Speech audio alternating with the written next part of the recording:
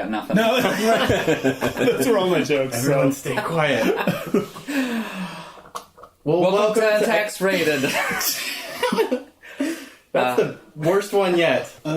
We didn't get the Jessica Walters ice cubes. I don't know if we were not fancy enough or... We haven't mentioned Jessica Water or ice cubes, I think, since season 1. Oh, okay. We were waiting to hear back from the producers on if we could afford ice for this episode. Because it was for when we were only getting one, guest, it was fine. But then two, they were kind of, double the ice. It seems like kind of a bit how tall the order. suits are. Yeah. So we do have guests today. Yes. Which is great. We have the lovely crew from Gayish here to talk with us about movies. You guys want to introduce yourselves? I'm Kyle Getz. I'm Mike Johnson. We are friends and also do a podcast together called Gayish, where we talk about gay stereotypes. Do a podcast together should be code for something, but it's not. It's literally do a podcast together. I've done a podcast. Right. Well, cool. Welcome. Thanks for coming on. Thanks for having us. Thanks for having us. Yeah. I hope you're ready Well, and for this jelly. we should mention this is a cross-pollination effort too, right? Indeed. You guys are going to be on our podcast after this. Indeed. Hopefully. Yeah. If we pass the test. Yeah. We'll see how this goes. We're the ones that have to pass. Like, if it doesn't go well, you just be like, all right, bye. Wow, look at the time. We'll like have it tears later. a bad hookup. Oh gosh, we have a thing.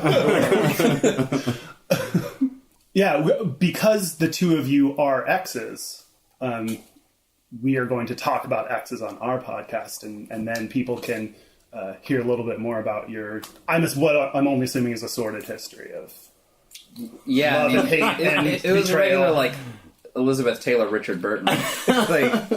Just jet setting to Puerto Vallarta to escape our spouse. No, and there's still time. Did it end the same way? Yeah, we were both in a production of Who's Afraid of Virginia Woolf. That dazzled critics and audiences alike. We were actually in feuding versions of it that were playing down the street from each other. Both of us playing the Elizabeth Taylor role. Oh. Mine was a one-man production where I played all the roles. That's right. Came mixed reviews, as I remember. You were lucky enough to have Tilda Swinton playing Richard Burton. It was our first collaboration. We've been meaning to get together again. It just... my schedule's so busy, and it's been rough to get You're together. the holdout in this scenario, gotcha. I mean, it's like every other week she's contacting me. Anyway. I want to say, have your people call my people. Like, I want to be able to say that someday, but I have no people. Yeah. Like, You just give a card that has Kyle's name. exactly. And I just do a voice hello, this is Frederica.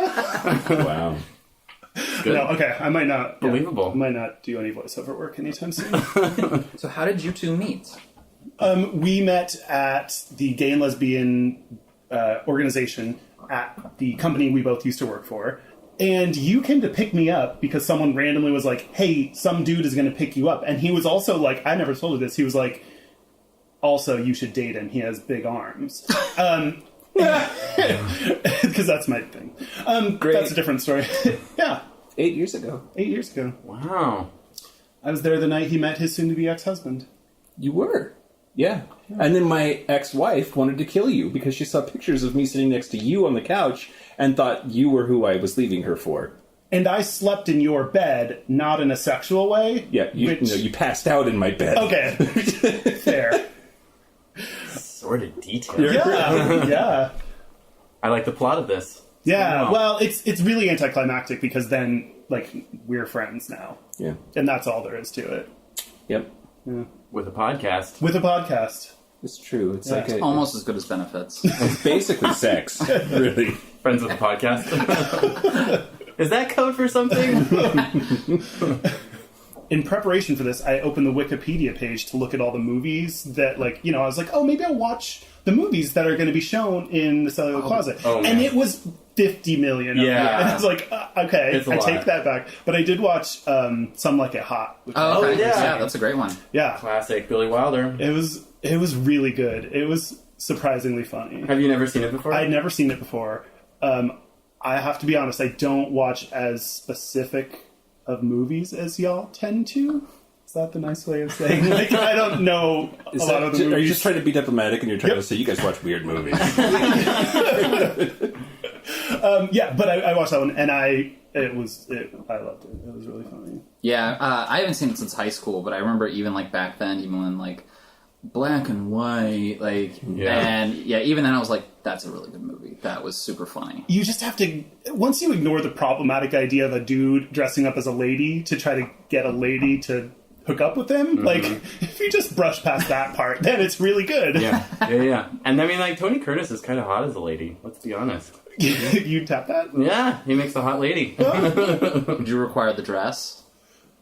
Would the removal of the wig and makeup be like a libido killer? You know, it's hard to say. Keep it on, honey. Yeah.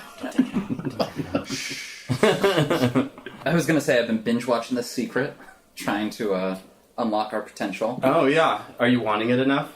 Maybe not, I guess. Yeah, otherwise it'd be happening.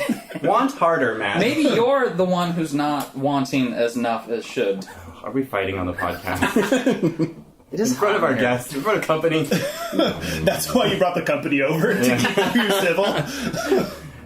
We're just gonna put the vacuum cleaner on while we fight so you can't hear us. Matt, can I talk to you in the other room, please?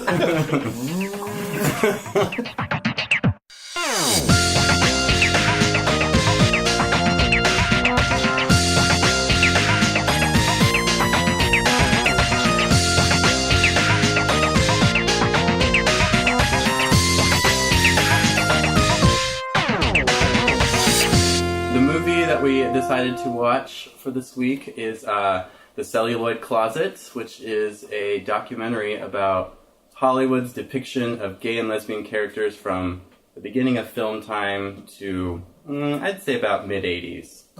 There was some, I think, from the early 90s. Like, I want to say Torch Song Trilogy was like 92, 93, and they show a clip from that. Okay.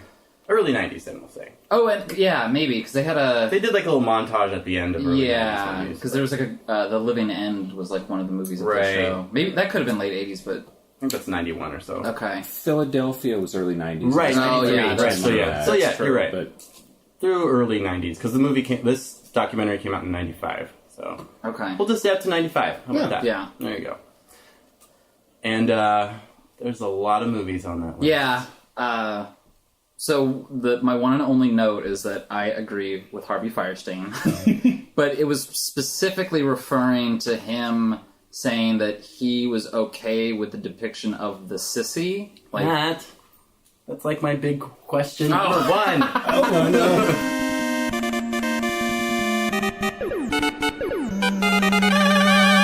So yeah, the gay stereotype, especially in early cinema, was the sissy. And some of the talking heads in the documentary were, like, not for it. Like, they didn't find it funny or amusing. But Harvey Fierstein's like... I like the sissy. Is it used in negative ways? Yeah, but my view has always been visibility at any cost. I'd rather have negative than nothing.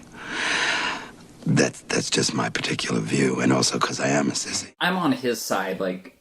Maybe it's because, like, I live in, like, this cloistered bubble and, like, safe, like, you know, progressive Seattle. Yeah. But I still kind of find, like, the sissy characters actually amusing. Like, I find, like, they're bitchy and they're shady and, I don't know, like, it's not because they're gay, but they get, like, good lines and they get, like, funny dialogue out of it.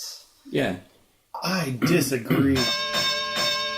He said, that it doesn't matter what the depiction is, he'd rather have visibility, and I completely agree, because I think, unlike other minorities, being gay, you don't have anywhere else, like, it's not like you're learning it from your parents, probably. You know, other minorities can learn things about their culture from their family and friends, and that's not how being gay is. So the media is really important to gay people, and I think the problem with the sissy, like, character is that there's no depth to them. It's like, we're going to take this scary thing and make it funny so that we don't have to talk about, like, they're not sexual, they don't have relationships, they're just there to be the laughingstock of everyone. To counter that, and they mentioned this, that the stereotype around the sissy was already so well defined that you see it in those early movies, even in mainstream movies, and the audiences already knew what it was. Like, this is something that, it's not like the movies invented, like, the trope of the sissy. Like, it already existed. But just because it already exists doesn't necessarily mean you need to broadcast. Like, by then portraying that, you're getting the exposure out to so many more gay and lesbian kids that don't, well, I guess it was gay men. So, gay, like, kids, that's what they're seeing, what being gay means, that there's something to be laughed at. I think that's a way kind of disarming the fear that a lot of people have to see, like, male on-screen intimacy, you know, is to laugh at it, basically. And I think that the roots of it do come from seeing the sissy on screen, you know, like, if you can laugh at this person, then you don't have to be afraid of them. Do I like seeing them on screen? I'm really torn, honestly, because, like, there's one that's in the movie that's really great. I can't remember what film it's from, but it's a guy shows up and she's like, Ernest, I'm so happy you were able to come. You must excuse my coming in my town clothes, but your chauffeur said there wasn't a moment to lose, so I came just as I am. Oh, he's got like he's got an lipstick ascot. And that makes me laugh, and it's like, I actually kind of know people like that, you know, so it's like, this isn't actually an inaccurate depiction in some ways, too. Yeah. So, at the same time, I mean, it can be super offensive, too, you know, so, I'm of two minds on it. And, oh, go ahead. I think at the end of the day, movies are a business, right? And they're all about making money. And if you have a sissy character come on, you don't have to do the box office killing thing of having them say, hey, I'm super gay, watch me make out with this dude. They're just instantly pegged as gay, and then you have a gay character, and you don't have to do background, you don't have to do any setup. Right. Because being gay isn't something you can see. We're not a visible minority unless you have some of those really deep stereotypes, like the way that you dress, the way that you talk, the way that you walk, the way that you move. So I think that it's a lazy shorthand for let's put a gay person in here without having to explain that they are actually gay and here's why and here's what they do in the bedroom, blah blah blah. Totally, and it's an easy joke. At least it used to be a real easy like punchline. So, and I think one thing that why we don't like it today is because we sort of automatically assume that people have always had had negative feelings toward homosexuality. But years and years ago, I was trying to come up, I was writing a faux porn for Hump, the amateur porn film festival, and we were going to do like an old-timey one, like porn from like the 1900s. So we actually went and got a bunch of porn like from the turn of the century to like do some research, and that shit is nasty.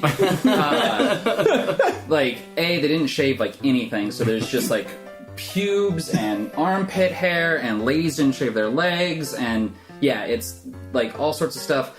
But also, a lot of it was bisexual. Like, there'd be like a guy and a lady doing it, and then like another guy would show up and start having sex with the guy. And it wasn't seen as like, at least, you know, watching it didn't look like it was being transgressive or edgy. It was like, this is just like what happened. Like, guy walked in, you know, watch out. Yeah. So I think, like, we think of it like sissy's a negative stereotype, but maybe back then it was just an easy character identifier. And, like, it might have been for laughs, but, you know, most of those movies were comedies anyway. Like, you know, we're meant to laugh at, you know, most of the people on the screen at those times. I guess what I want to see even today is a range of characters, not just one type. And maybe that's part of the problem for me, too, is when you introduce them as this is what a gay person is, it's this sissy character, and that's all that gay people got, then you don't get to see that, you know, there were tons of films about straight white dudes, and they got to see lots of different ways that they exist in the world and personalities and challenges, and but if you're gay, you know, do hair and makeup, or you know, run the behind the scenes of a drag show, like, and that's all you are. That is part of the problem to me too. And I think the point too is like when they put these characters in is like you're not supposed to identify with this person, you know, like they're not supposed to be a character. They're supposed to be so one-dimensional that you don't see like, oh, that's me up on screen, you know. You don't even think of it that way. Yeah. Which would be very frustrating to be a gay person and only seeing that. I don't know. I also kind of feel like, especially for the early films, it's a lot to like ask of them to be sort of socially just. Oh, totally. Like in like 1910, like I feel like that was a lot to ask of the movie producers at the time to have well-rounded stereotypes. Shoot, even into the 80s, or 90s even, right? And they got more sensitive, but you look at the base sort of vulgar comedy, and I'll watch Modern Family and be like, come on, Cam. Yeah. Like, really? Yeah.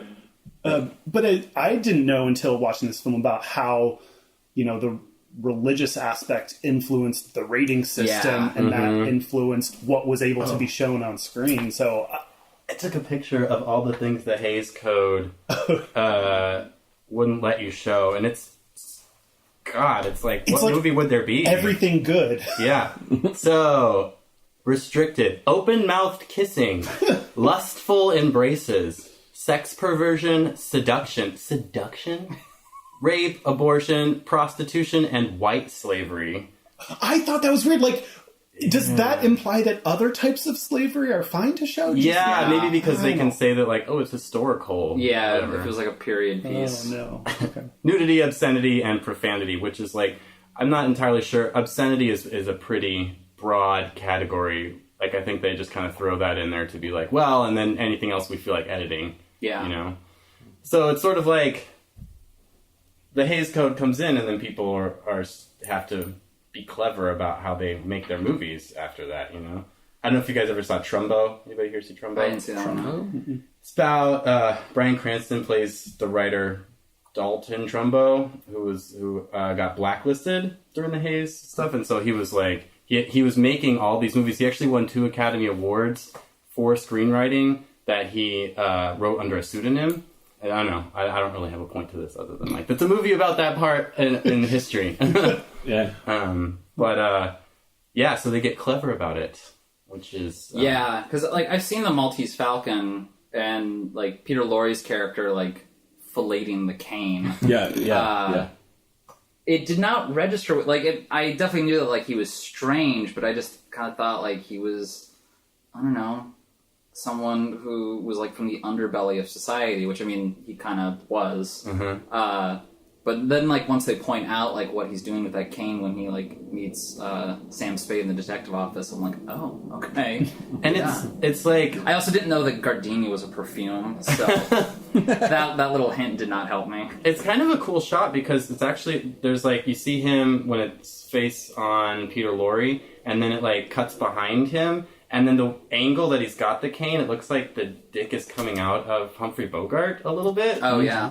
It's clever. Yeah. You gotta work around it somehow. Even though I don't like the idea of, like, all the things you can show, it is kind of fun that, like, you have to be creative about how you show, like, gay stuff in movies. And I actually think what I've heard on y'all's podcast is sometimes you're like, was this kind of homoerotic? Like, was this... And I feel like we've probably been trained to look for those cues because, from this history of, like, it's not to be spoken, so you have to find ways to hint at it. So then we as gay people know, oh, okay, you're not going to talk about it, so let me look for those cues. So. Yeah, that's a good point.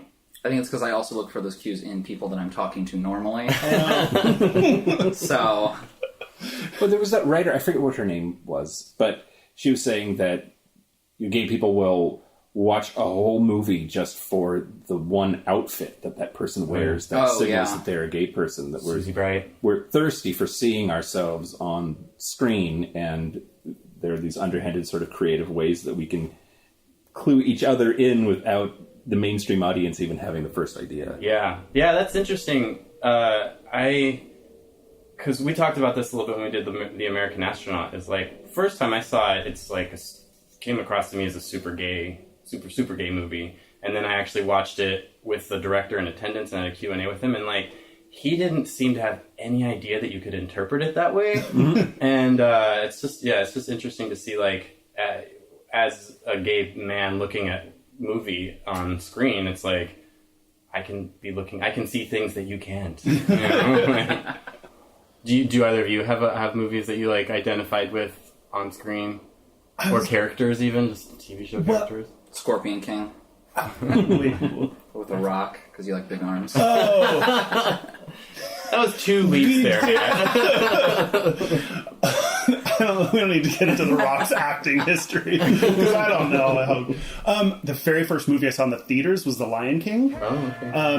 And then I listened to the cassette tape of The Lion King all the time in my room, and, Elton John singing to me. So, like, that's pretty gay, like, but in an indirect way. Yeah. So that's the best I can do. I mean, The Lion King is also a good example. I don't know how much they touched upon this in the documentary, but a lot of the Disney villains are always sort of the fae, like, gay. Like, so, like, there's Scar in Lion King. Ursula can read lesbian pretty easily. Yeah, well, I mean, she's modeled after Divine. Well, there you go.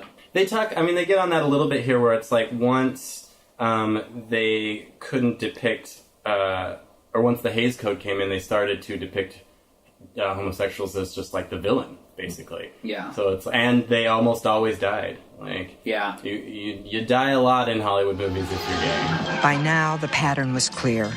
Characters of questionable sexuality would meet with a nasty end in the last reel. That montage of all the times gay people got shot or stabbed or killed, like Suicide. I got or suicide by a crowd. Yeah, like Frankenstein. Suddenly Last Summer. Mm-hmm. Yeah, I got chills during that part. Like that was, I didn't.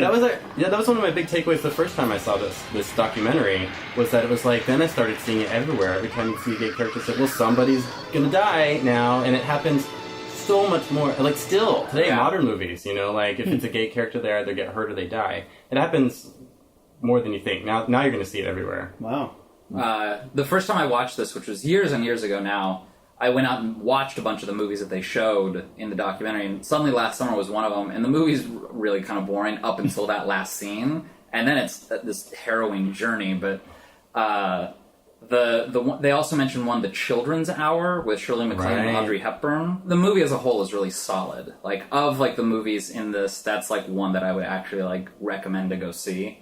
That was, when they were talking about that movie, there's a point that Susie Bright brings up, that, like, She talks about how it's like... And there's part of me, despite all my little signs, like happy, proud, well-adjusted, bisexual, queer, kinky, no matter how many posters I hold up saying, I'm a big pervert and I'm so happy about it, there's this part of me that's like, how could I be this way? The first time I saw this was maybe a couple years after this documentary came out, maybe like 5 or 6 years, and really relating to that point. And then now, I don't know, 20 years on, I don't relate to that as much. And I feel like that comes from getting older and becoming more well-adjusted, maybe. Yeah, I mean, it's definitely getting more comfortable in your own skin about it. Like, and I wonder if that would still be the case today. It's probably an intersection of all of these things that we're talking about, but don't discount just how crazy liberal bubble Seattle is. We have so few reasons to question who we are, how we present, just because of the climate here. Right. I feel pretty certain that back home where I grew up in Eastern Washington, red country, that there are people who still, even at 40, are faced with this pretty significant internalized homophobia that they have to deal with, and maybe will never get completely over it. Sure. That leads me to big question number 2. okay.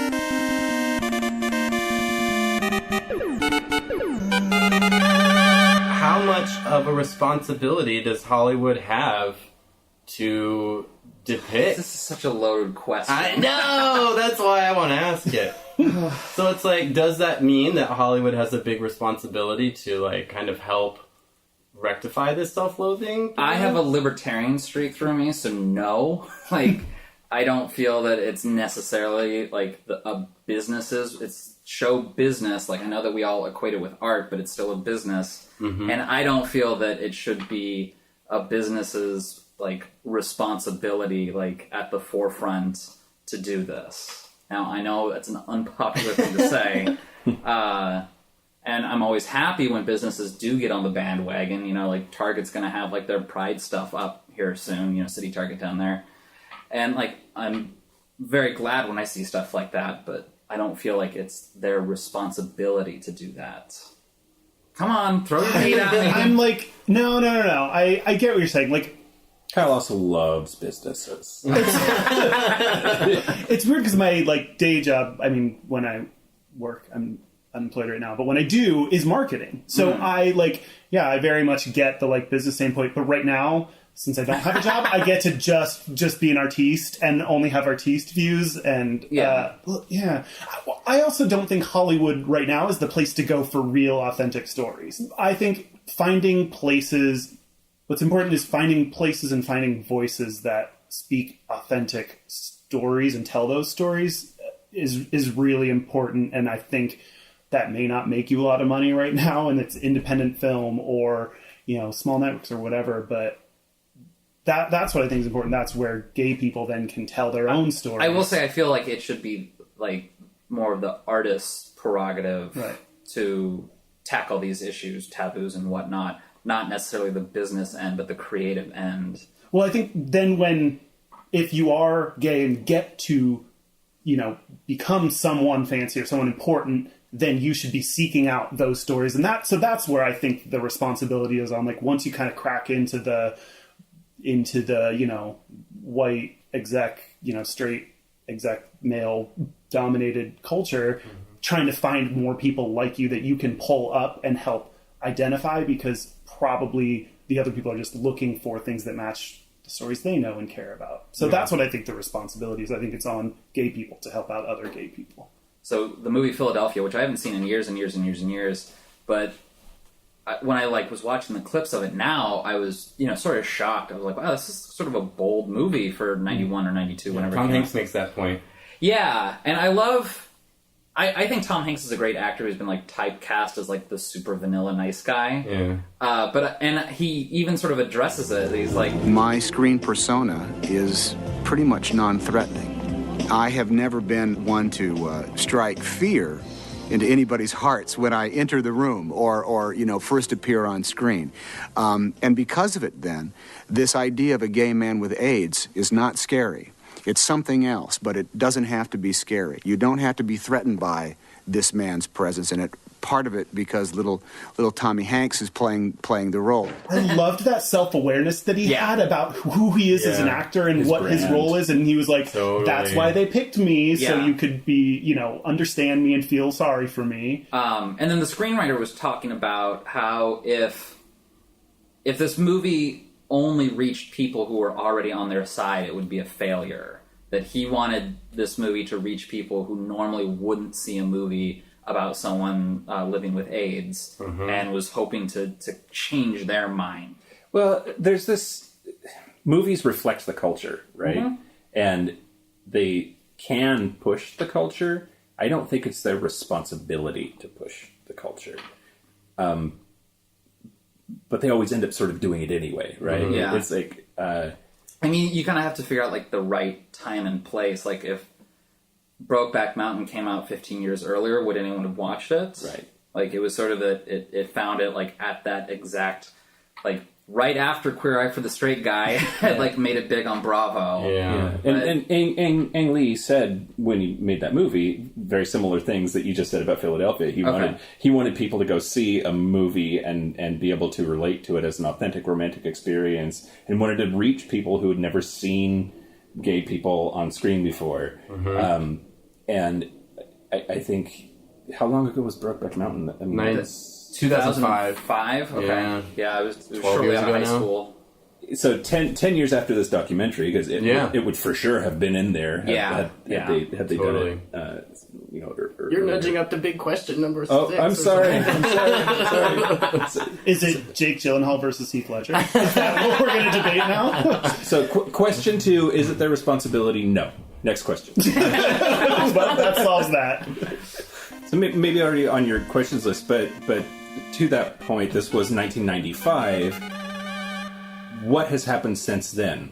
What's the question? Yeah, what would, if this movie were made today? What else would be on this list? What gains have we made?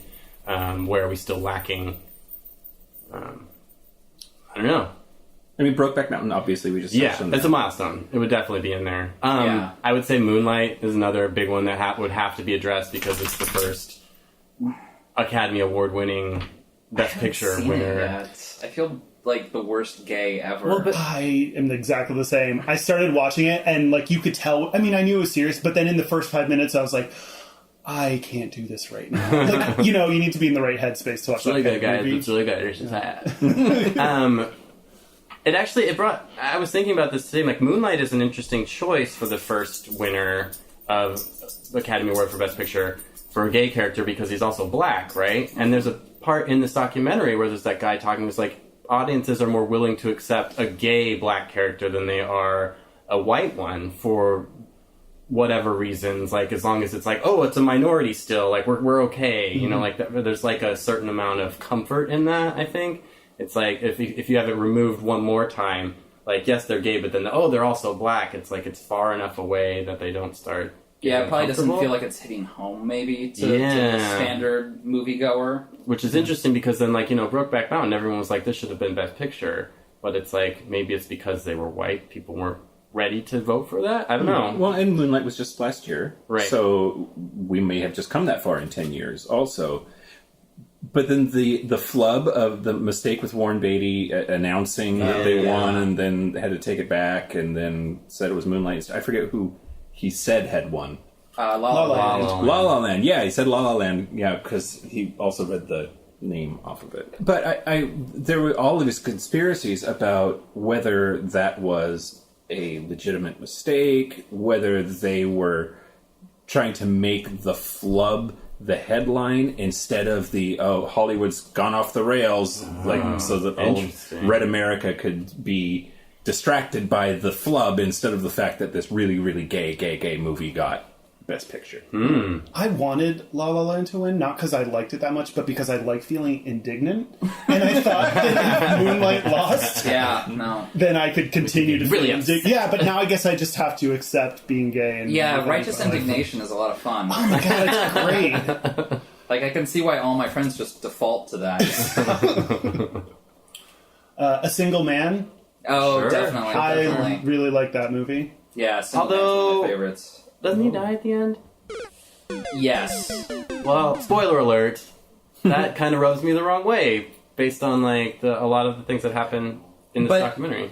So to be fair, though, it doesn't totally redeem it, but the whole movie he's planning on committing suicide that day, and at the end he decides not to, but then has like a stroke. Yay! We've made it, gay people. You don't have to kill yourselves. You just have to die naturally. So maybe we need like our own Bechdel test. There is one. It's the Vito Russell test. Okay. He's actually the guy who wrote the book, The Celluloid Closet, and who this documentary is like his work is based on. He was actually one of the founding members of GLAAD as well. So he's a big name queer. High-powered queer. Great. And I feel pretty strongly that it has to be gay guys because I think that the barrier to entry is higher for them than it is for lesbians. That audiences seem more prepared for lesbian relationships than gay men still. That was a part of that they talked about in the documentary. And I also think, though, for women, it's harder. Because everyone assumes they're experimenting, it's harder to show a relationship that really, like, no, we're not just messing around. Waiting for a man to show up and change his back. Which I think is what Homegirl, your fave, said. Yeah, actually, it's Susan Sarandon who brings that up. Oh, she was... I loved her so much. Baller on this. I loved her.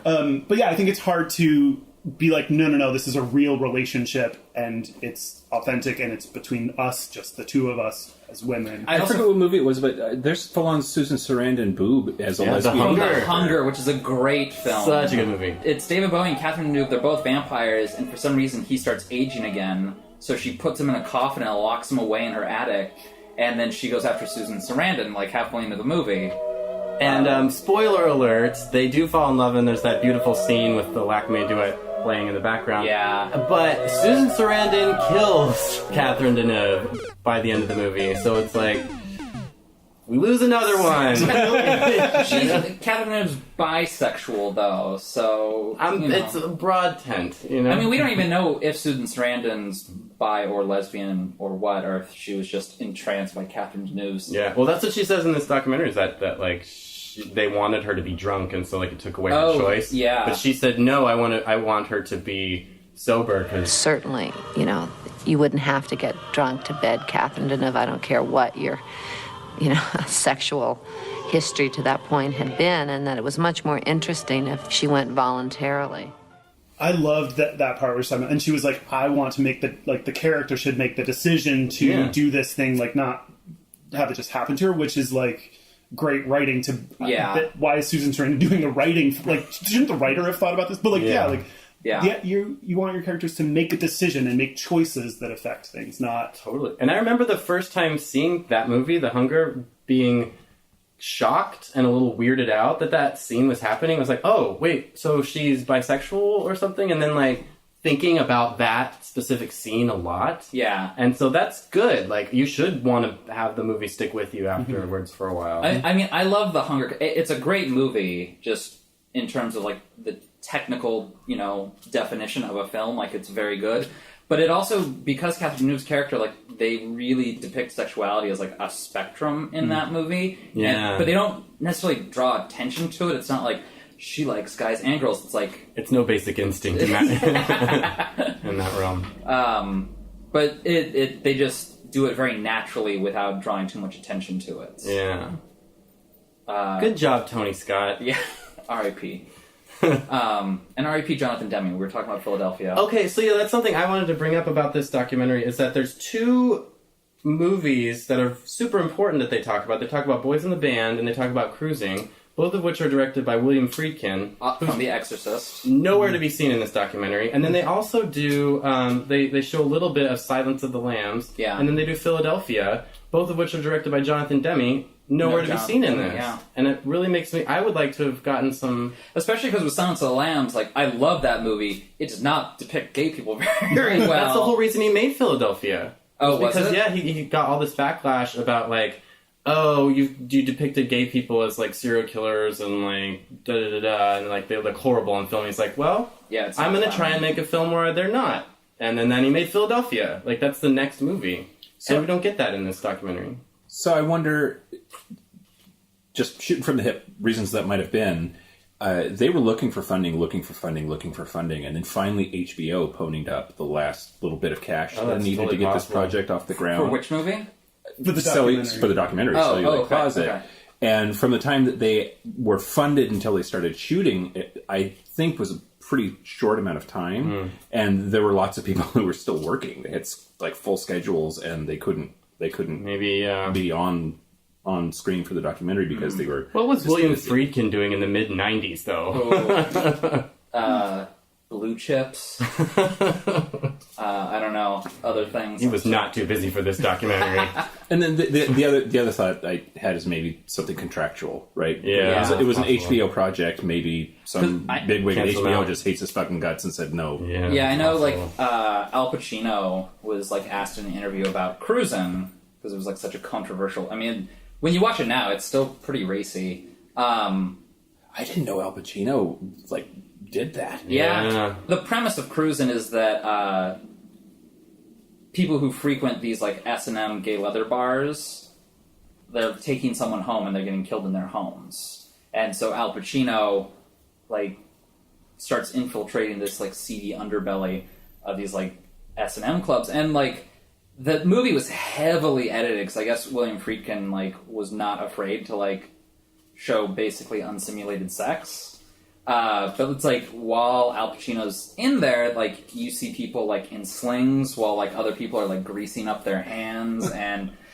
When that part of the documentary came on, I was like, oh, great, like, we're not sissies anymore, now it's just sex. Like, it went from these non-sexualized jokes to, oh, now we're people that only have the weirdest, kinkiest sex. Well, when we're talking about why it's easier to have, like, a lesbian on screen, like, why we are easier to accept that, I think it's because there's not the deviancy associated with lesbians as there is with gay men. Like, with gay men, it's like, not only do we have, like, the Tom of Finland's, like, leather sort of image, but go ahead. but it's like we also get just, like, pedophilia in there, and So there's just baggage attached to, like, gay men where lesbians don't have that as much. Yeah. I blame the patriarchy in general.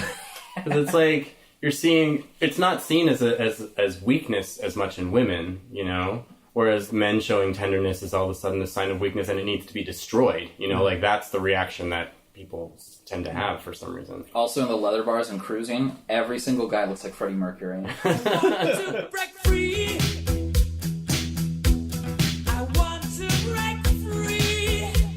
That was 1970, whatever. Like 79, I think. 80, yeah. 80 is what they say. Oh, okay. I think everybody looked like Freddie Mercury. But yeah, it's like same haircut, same mustache, same, yeah. Mm-hmm. But so there's that saying, I forget if it's apocryphal or if he actually said it, that Gandhi said, first they ignore us, then they laugh at us, then they hate us, then we win. Yeah. And I felt like this documentary really sort of showed those phases for gay people. Yeah. Yeah. And because it goes, they say this, that's like the first line is that Lily Tomlin, by the way, we didn't mention, is the narrator, which is great. She says, in 100 years of movies, homosexuality has only rarely been depicted on the screen. When it did appear, it was there as something to laugh at, or something to pity,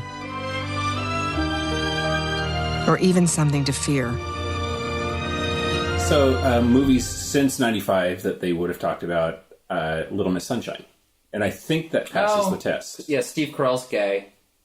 But he's not, like, I guess he's not super defined by it, like... He also wants to commit suicide, or tried to. But he does not. He doesn't. Yay! Yeah. We survived! I don't remember that movie well enough to speak to that. Weekend would be in there. Oh, definitely. Did you guys watch Weekend or Looking? I watched both. Yeah, same director, same style. He really tries to like normalize to the point of being dull. I think that's my opinion. I really liked Weekend. I did not like Looking. I'm the opposite. I really liked Looking, but Weekend I was like, I wanted someone to die at the end of that movie. I was like, let's do something here. Oh wow, okay.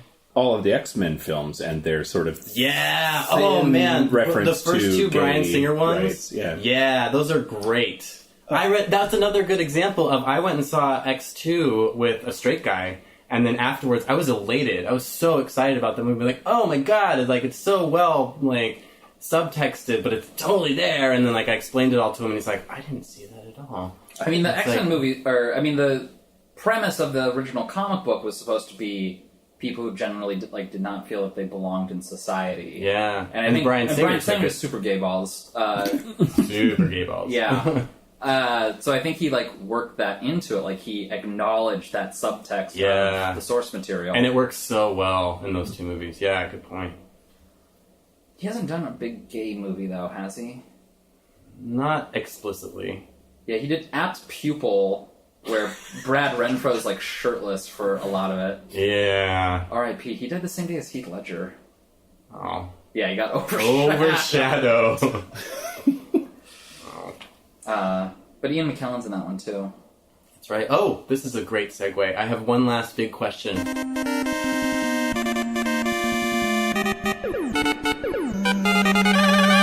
So, they talk a little bit during the movie Making Love, which I haven't seen. Have you seen that? No, I hadn't, It's been on my radar for ages, but it's definitely a back burner one because it looks really super dull. Anyway, the actor that plays the gay character, Harry Hamlin, he's talking about how he has that internalized homophobia, even though he's played a gay character, of seeing someone perform a gay role, you can't help but question their own sexuality. And so that brings me to the big question, which is how much does an actor's actual sexual identity distract you from them playing roles? I don't know. I watch probably Angels in America once every year. Okay. But the people who play gay in that are so convincing. Because I was saying earlier, how I watch Modern Family and I'm like, Cam is overkill. Yeah. He's too far gone. And the people playing gay in this movie are straight in real life, but they get that sort of femme, sort of fae, but that's not everything about their acting. Like, it's done just right. And, like, I'll just see them, like, be flirty and, like, with each other, and I'm like, that is how gay people flirt. But, like, is it ever distracting? I mean, like, people always warn gay actors, like, you can't come out, like, it'll kill your career, and it's like, does Rupert that... Everett. Yeah. Chris Pine. It'll happen someday, and we'll all celebrate. But... Like, I don't know, I think it's kind of a valid question, because if that's the only thing you can fixate on while watching these people, then, like, they can't do their job, you know? I feel like you would need to then say the same thing about anything else that is very notable. So, like, can we see Ben Affleck in anything just because everyone knows who he is? And, like, can we watch J-Lo? No, we can't watch J-Lo in anything. That's because she's terrible. But, like, you know, but can you watch anyone that's had any kind of media notoriety for anything about them? You know, you should have to ask the same question. Well, we were talking about, like, Casey Affleck. Like, I don't know what exactly his charges are, but is he just, like, now we can't, like, separate Casey Affleck from... It's some sort of abuse charge. Sexual abuse charges, yeah. Yeah, but I think if you're asking that question about gay, then you have to ask that about other things that could take the audience away. And I don't think anyone asks those questions about anything else but gay. And I think that doesn't mean it's not a valid question. It just is a sign of what our society cares about and chooses to fixate on, which sucks that, like, crime allegations are more acceptable as an actor than they're gay. Yeah. Is this a good time to yell at y'all about something? Yes. Yeah. I feel like I need to just, like, maybe not lodge a complaint. Maybe that's a little bit too strong, but just... Who is your customer service department? Can I speak to the producers? Right here. Hello, this is Helen in customer service. How can I help you? I feel like whenever y'all talk about the person, the creative force behind a movie, you always mention the director. Yeah, I am aware of this. Okay. As a writer, as someone who does screenwriting, I mean, I'm learning about it. I have a screenwriting group and everything. I like, oh, I wonder what director made the choice to do this, and then that's when I yell. It was like, it was a screenwriter. They wrote it. That's a valid complaint. We do focus on auteur theory, for the most part. I definitely know that, like, the director is not the sole driving creative force in a movie, but I think it's especially because we try and focus on the visual element so much. But yeah, no, I mean, other than that, we kind of pick auteurs a lot too. We pick, like, people who, like, it's their baby, like they wrote it, they directed it, and I think it was the one about the like fun one about the school bus crash. Sweet Character, yeah. But it was the fun one. But yeah, he wrote it and directed it, but what you talked about was the directing part. Yeah. It was like, I wonder what director would pick this book to do it. It was like, well, the screenwriter was the one that picked it and wrote about it. So, good point. That's the... Well, and a hands-on producer can make all kinds of I get impact, that. right? You know, it's a variety of people depending on the project, and a producer or a director could actually spearhead it, but in general... Yeah. I mean, screenwriter, cinematographer, and director, I think, are, like, the three big creative forces in any film project. And Susan Sarandon. Gaffer. And Susan Sarandon. So we talked about Cruisin', but Boys in the Band. Have either of you seen Boys in the Band? No, and the documentary referenced it, and they spent quite a bit of time on that. It's an important movie. It is, like, I don't throw that term around lightly, but, like, in terms of how gay people are depicted on screen, like, that is an important movie. And it's directed by the same guy who did Cruisin', which they don't mention in Celluloid That's what Closet. I mean. Like, why isn't he on this podcast, or on this documentary? My brain is trying to say 1970 for that. Is Yeah, that right? that sounds about which right. seems super early. But judging from what they showed, to show gay men hanging out with each other in a sort of a camaraderie environment. They're having a kiki. Big budget. That's a big budget studio that put up the money for that too, isn't it? Yeah, because he went from making that to making The French Connection, which he won, like, Best Picture for at the Academy Awards, but... and then The Exorcist. Yeah, Exorcist was was right next. Yeah. But when... there's a lot of self-loathing in Boys in the Band, like, that all comes... And they show, like, the clip at the end, but it really... You have to see the whole thing for it to make sense. Because I saw the documentary, and then I saw Boys in the Band after it. It was one of the movies that I watched, like, in the wake of seeing this. And when you watch Boys in the Band, like it's such like a big event, and it was a play initially, and yeah, it really, there's a bigness to it. Like there's a real emotional weight to that movie, and it's so sympathetic. There's that scene that they showed in the documentary of the Queen just ripping into him about his relationship with his identity. Yeah. And I wondered, have you guys seen I Am Michael? It's gay conversion therapy is what the movie's about. Ultimately. It struck me as just that little snippet that they showed in the documentary of that Queen laying into that guy. I had the same sort of reaction that I did emotionally to some of the themes in I Am Michael. I Am Michael, I think, is directed by the people who did King Cobra. They realized that they were depicting gays as not hot enough, so they needed to get some hotter gay stuff going on. But yeah, that's another one. Like if either of you see any movies in the wake of this documentary, I would do Children's Hour and Boys in the Band. Well, do you have any more big questions? I like your big questions. No, the thing I want to say that I really like. I really like this documentary a lot. I think I've seen it. I do too. I've probably seen it 6 or 7 times now. And wow! It's really framed a lot of my thinking on how homosexuals are depicted. I didn't really realize it and how much it has until I watched it for this podcast. But it's really changed my thinking. But I noticed this time through. I think my favorite part about it is the very end when they're saying I want to say it's Armistead Mopan who's making this point that if Hollywood would just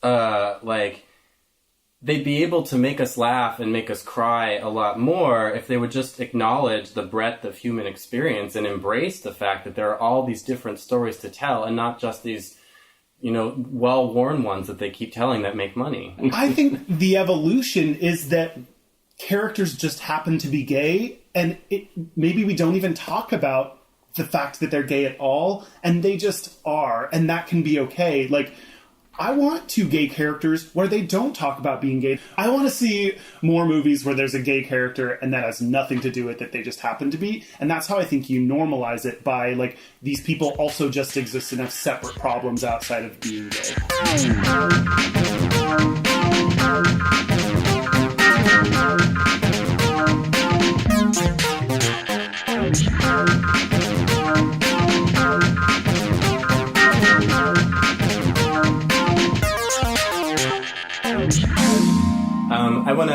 I want to wrap this up just because we're getting a little long here. I have to real fast say what movie we're going to watch next week. I already know. Were you peeking? I had to look it up while you were sitting here. Okay, act surprised. Are you ready? Let's see. You I'm guys. in character. How about this? I'm going to say it. And let's see how well you guys tell me how well Matt is acting surprised. Yeah. All right. For next week, I would like to watch the animated feature film It's Such a Beautiful Day. 1 out of 5.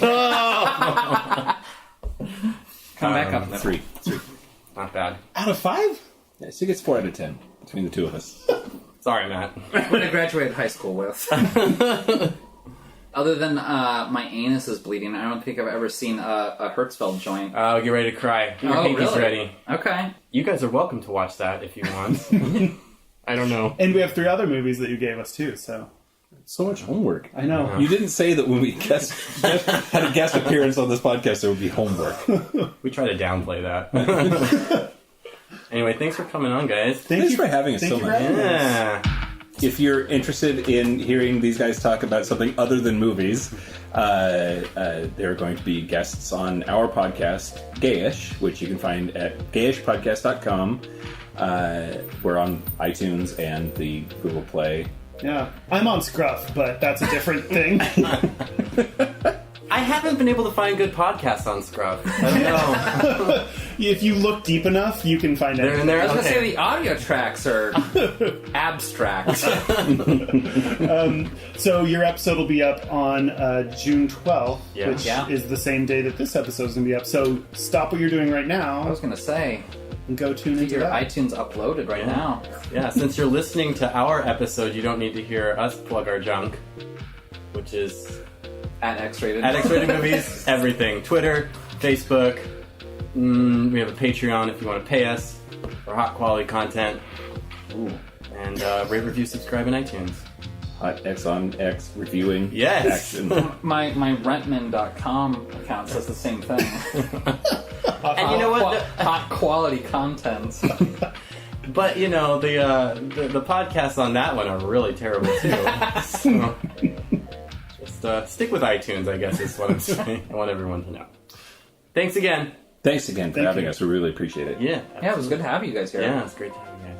Bye. Bye. Bye. Bye.